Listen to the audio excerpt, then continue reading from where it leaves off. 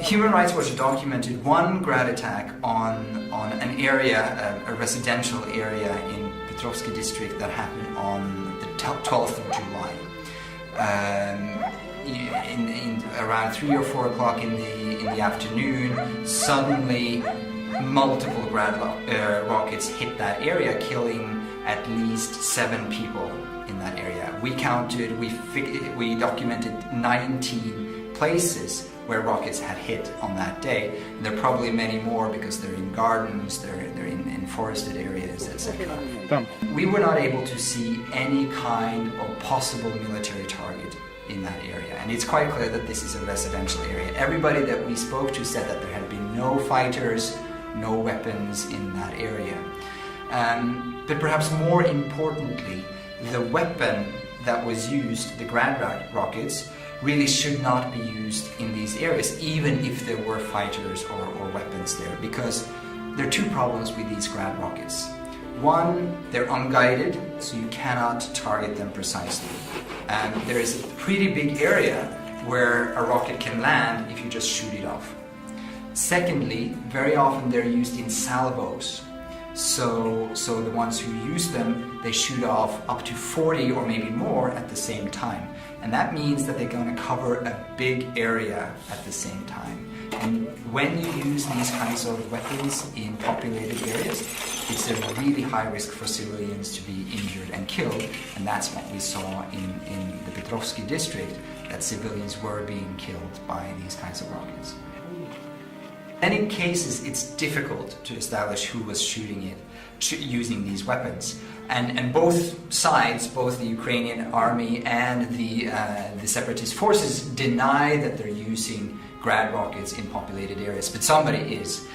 In these cases, in 4 cases that we looked at in Donetsk, we were able to, by looking at the craters, looking at the direction from where the rockets were coming, from looking at the walls that were hit by these rockets. So if the rocket hits the western wall of a building, it's coming from the west.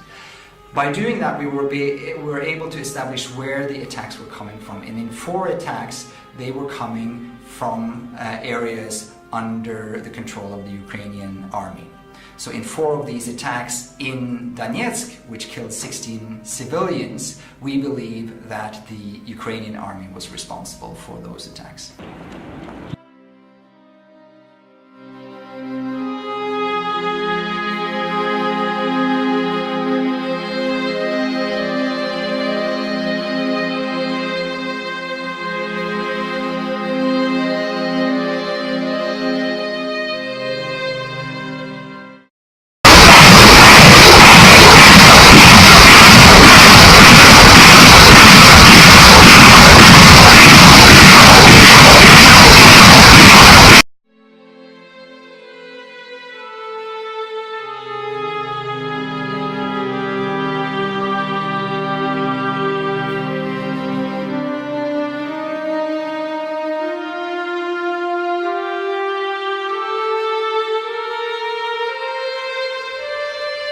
Al menos 30 civiles han muerto este sábado a causa del fuego de la artillería ucraniana contra la localidad de Marinka, uno de los suburbios de Donetsk, según ha denunciado el jefe de las milicias prorrusas. No tengo palabras para expresar la indignación, el miedo, la confusión. Este es el rostro de nuestro presidente Poroshenko, no el nuestro, el del presidente Poroshenko. Este es su verdadero rostro. Numerosos habitantes de Donetsk, uno de los principales reductos insurgentes, han abandonado ya la ciudad temiendo un inminente asalto del ejército.